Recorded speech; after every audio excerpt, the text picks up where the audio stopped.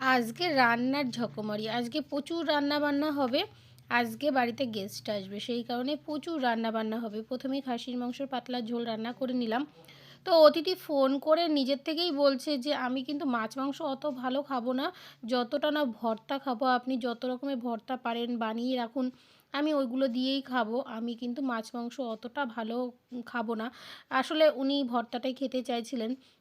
আমি বুঝতে পারলাম, সেই কারণে যেহেতু অতিথি খেতে চাইছেন সেহেতু বানাতে তো হবেই। তো আগে ডালের একটা রেসিপি সুন্দর করে সবজি দিয়ে আর কি তৈরি করে রাখছি, যেটা উনি আগেও একদিন খেয়েছিলেন আর এটা খেয়ে আশা করি ওনার খুব ভালো লাগবে। তো সেই জন্যই এটা তো আর জিজ্ঞাসা করা যায় না, কেননা ডালের একটা আইটেম তো রাখতেই হয়। তো সমস্ত সবজি দিয়ে ডালটা আমি বানিয়ে নিলাম। মুসুরির ডাল, তার সাথে ওলকপি, পেঁপে, গাজর, লঙ্কা আর ধনেপাতা কুচি সমস্ত কিছু দিয়ে ডালটার মধ্যে একসাথে মাখিয়ে নিলাম। পেঁয়াজ কুচি, তেল, নুন, হলুদ, আচ্ছা লাস্টে আমি দেখাচ্ছি কী, কী দিয়ে ওটাকে মাখলাম।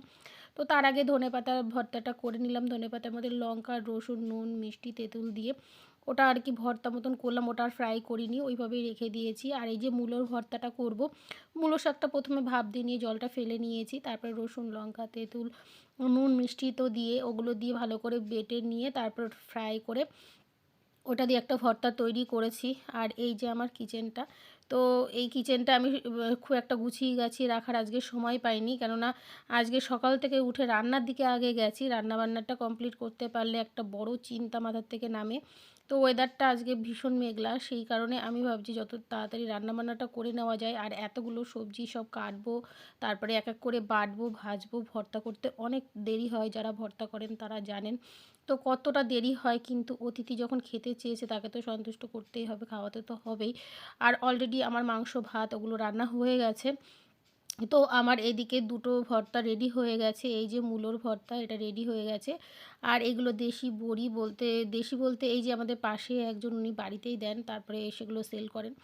তো সেই বড়ি এনে ভেজে ওর উপরে দিয়ে দিয়েছি। আর এই যে এটা হচ্ছে শিম ভর্তা। তো শিম ভর্তাটাও আমি শিমটা সেদ্ধ করে সব কিছু রসুন টসুন লঙ্কা দিয়ে বেটে করেছি। আর এই যে কাঁচা লঙ্কাগুলো দেখছেন, এতটা লঙ্কা আমি বেটে রেখে দিলাম।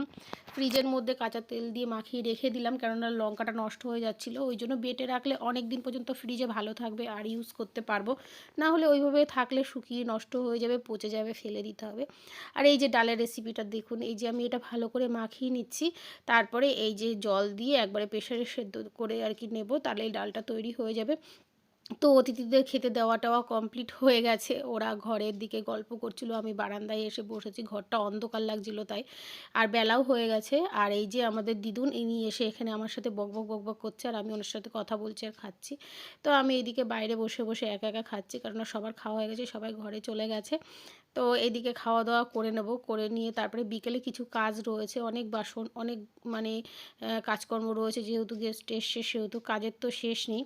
তো এগুলো খেতে, খেতে আমার প্রায় ৪টে, ৪:৩০ বেজে গেছিলো। তারপরে আমি আবার ঘরের যাবতীয় এঁঠো-কাটা সেগুলো পরিষ্কার করে, ঘরদোর পরিষ্কার করে ওদের সাথে গল্প করতে গেছি।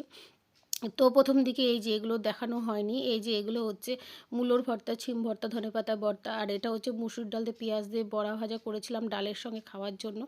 আর এই যে পুরো মেনুটা।